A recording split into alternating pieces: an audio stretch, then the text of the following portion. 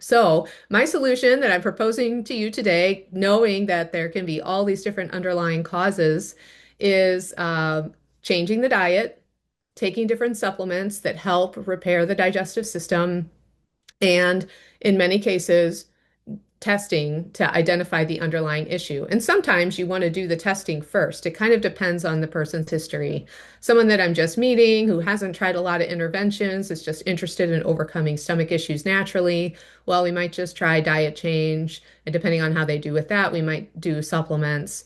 Someone who's been at this for a while, they've kind of got a chronic problem, they're not responding. Well, we probably want to do testing first for sure. Of course, you can always do testing first. I'm a big fan of like, getting the data and letting that guide what you do. But I would say, having done this for over 20 years now, that I just see tremendous improvement with diet change. And I summarize that in my book, The Body Tune-Up, which I'll present to you in a little bit. Just having people follow a special diet, many times their GERD symptoms are gone in the first week. So don't underestimate the value of diet change if you're really struggling with stomach issues, and then you can kind of sort the rest of the plan out from there. All right, since we're talking about mostly issues in the upper GI tract with the stomach and the esophagus, we can talk a little bit about the small intestine and SIBO too, if people want. I just wanted to start with a baseline of how does the system work? What is healthy and optimal in the system? So, when we eat food, we have to chew it and coat it in saliva, and then we swallow the food, and it goes down the esophagus, and it'll actually sit in the lower esophagus or area right above the upper stomach for a little while with the enzymes and saliva that are already coated the food, while the stomach is making an acid bath. The acid bath is designed to break down the minerals and the protein primarily. It enables the enzymes in the stomach that break things down. And the stomach has two processes. It's got this chemical acid bath, which is very important, and it's got physical motion, right? It's churning the food. So that's going to happen for a while, maybe 15 to 20 minutes after the person starts eating. The stomach's going to have this bath. It does depend on your age, though. I'll show you an interesting graph and how it looks like those secretions change when we're younger to when we're getting older. We know in general the acid bath we make declines when we get older. And some of the medical pieces written on this say by the time we turn 30, we start losing some of our stomach acid production. Next, the food's going to drip from the stomach into the small intestine, and the pancreas is going to make pancreatic enzymes, and the gallbladder is going to release bile. So the combination of the chyme which is another word for the very acidic food coming out of the stomach,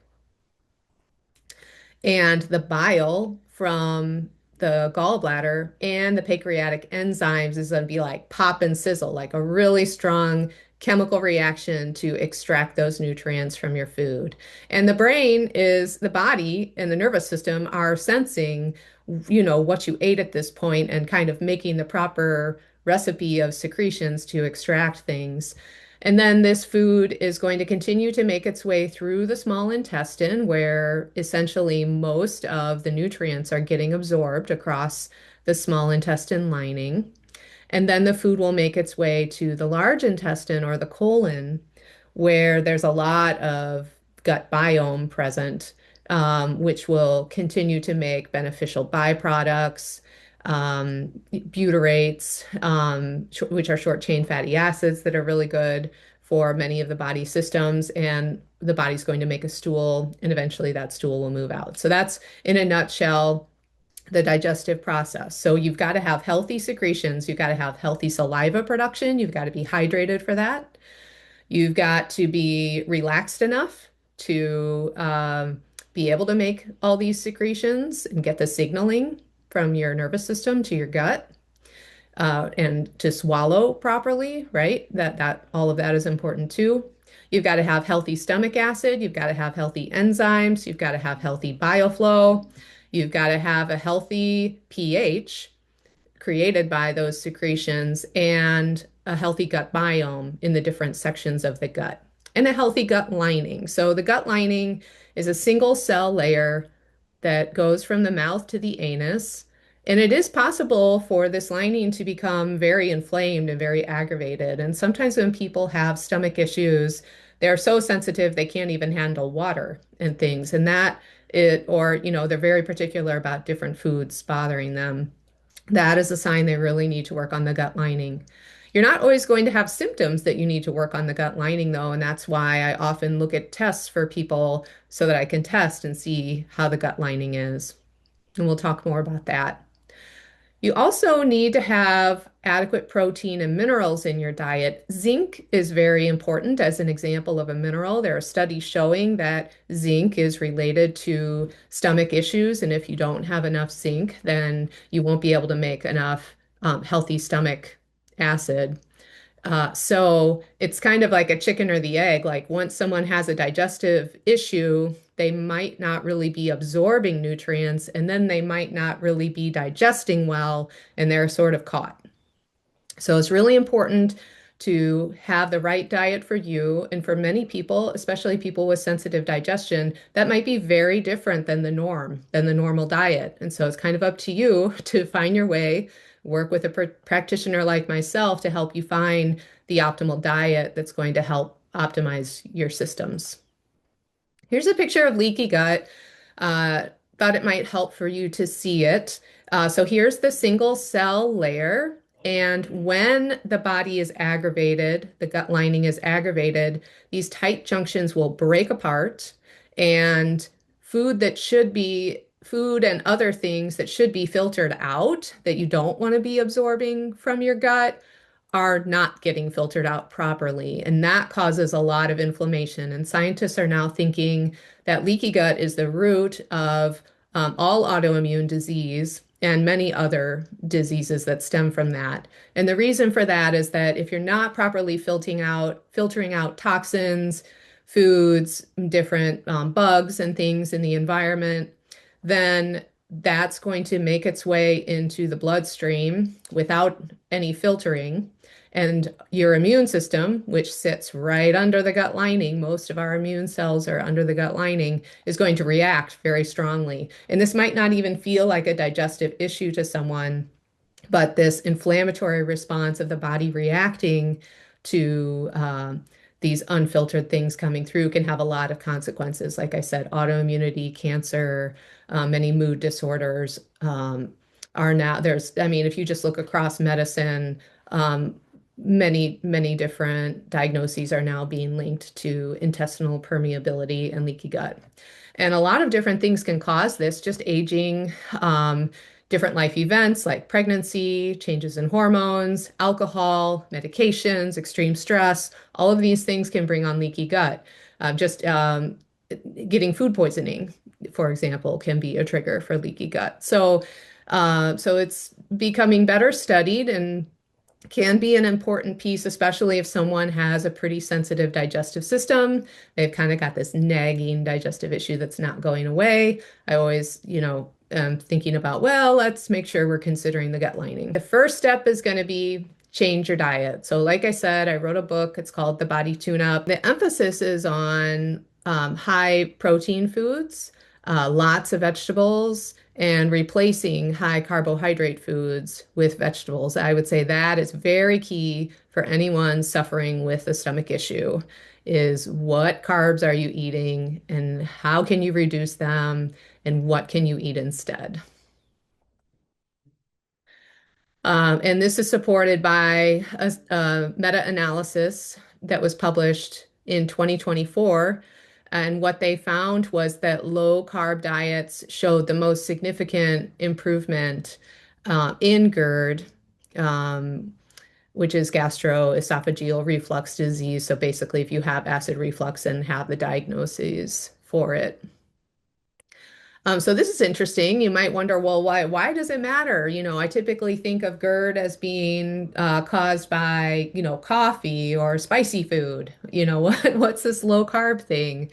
And so there are not enough studies on GERD and different natural interventions yet. But the studies that have been done show overwhelmingly that the low carb dietary approach is very effective for reducing symptoms in people. And I think there's a few reasons for this. One is I was mentioning how important it is to make that acid bath to support healthy digestion. And um, and there may be some cases where someone's got too much acid, and there may be some cases where someone's got not enough acid. But a high carbohydrate diet is generally going to suppress acid.